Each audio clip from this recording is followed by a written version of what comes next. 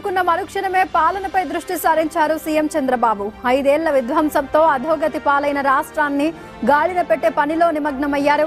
జగన్ నాశనం చేసిన వ్యవస్థల్ని ప్రక్షాళన చేయాల్సిన అవసరం ఉందన్నారు. శాఖల వారీగా శ్వేత పత్రాలు సిద్ధం చేసి ప్రజల ముందుంచుతామని చెప్పారు. ఉండవల్లి నివాసంలో మంత్రులతో సీఎం చంద్రబాబు సమావేశమయ్యారు. పరిపాలనలో తీసుకోవాల్సిన జాగ్రత్తలపై మంత్రులకు దిశానిర్దేశం చేశారు.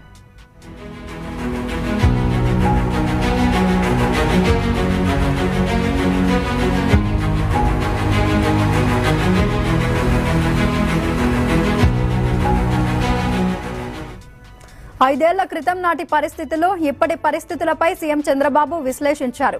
మంత్రుల అభిష్టాలు, వారి సమర్థతను బట్టి ఇవాళ శాఖలను కేటాయిస్తానని చెప్పారు.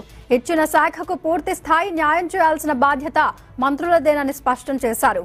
అధికారులతో సమన్వయం చేసుకుంటూ శాఖాపరంగా ప్రజలకు చేకూర్చాల్సిన లబ్ధిపై దృష్టి పెట్టాలని మంత్రులకు సూచించారు చంద్రబాబు.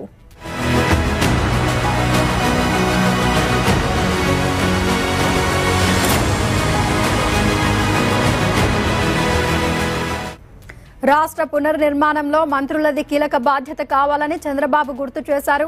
ఓఎస్డీలు, పీఏలు, పీఎస్లను నియమించుకునే విషయంలో మంత్రులు పూర్తి అప్రమత్తంగా ఉండాలని సూచించారు.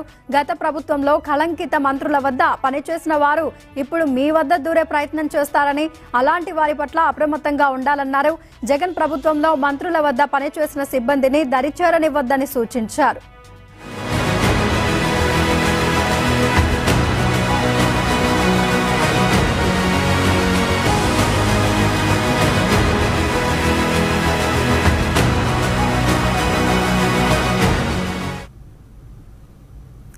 అయితే మంత్రులకు శాఖల కేటాయింపుపై చంద్రబాబు ఇప్పటికే కసరత్తు దాదాపు పూర్తి చేసినట్లు సమాచారం.